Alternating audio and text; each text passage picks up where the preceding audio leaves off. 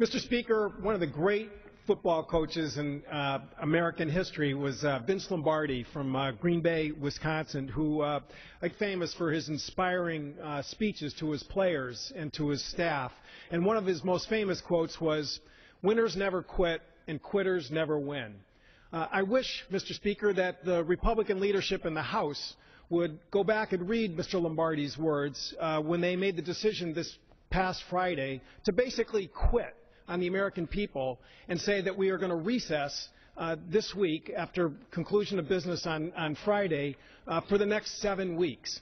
This is at a time when not only the eyes of the country are on this chamber to get much needed critical decisions made, but frankly the eyes of the world are watching this Congress to see whether or not, again, financial markets will have any horizon in terms of tax policy, in terms of budget policy, and in terms of a whole host of basic fundamental issues like the Farm Bill, like the post office functioning, that when on Friday this place clears out after Mr. Boehner's decision to recess are going to be left hanging for the next 7 weeks.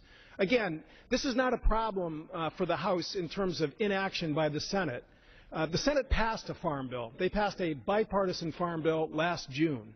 And today we stand here with farmers who are getting up in the morning and going out and milking cows or picking crops, and they have programs which literally are expiring every minute. The dairy price support programs expired on August 30th.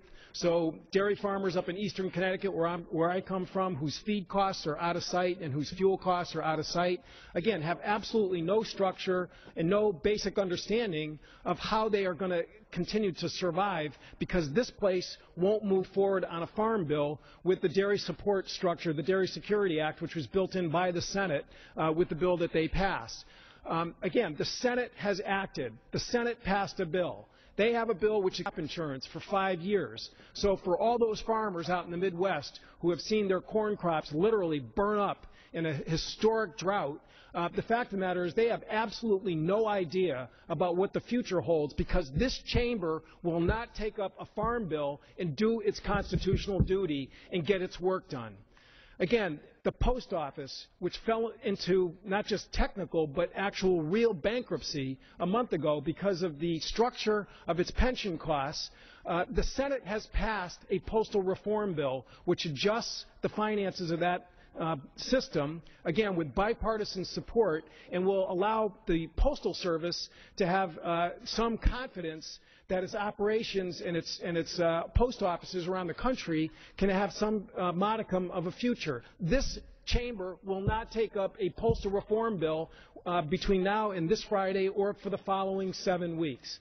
These are just two basic sort of fundamental programs which in the past Congress have done on a bipartisan basis without any of the drama and stress that the Speaker's decision to quit, to use Coach Lombardi's phraseology, is now creating. There are much larger issues, of course, which everyone is waiting for this Congress to act on. Sequestration. I have shipyard workers in Groton, Connecticut, who get up every morning to build nuclear submarines. They don't know whether or not on January 1st, whether the chainsaw set up in the sequestration mechanism is going to go through the defense budget. We have a fiscal cliff in which middle-class families don't know what their tax rates are going to be after January. We have physician fees under the Medicare program, which again fall off a cliff on January 1st.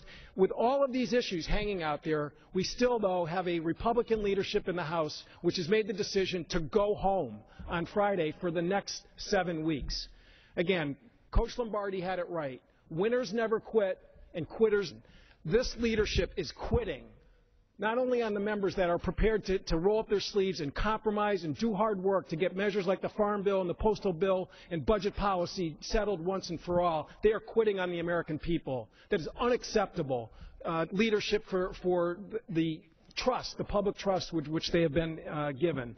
This morning's New York Times has a story, Congress nearing the end of the session where partisan input impeded output, and they show the numbers, that this is the least productive Congress in a century.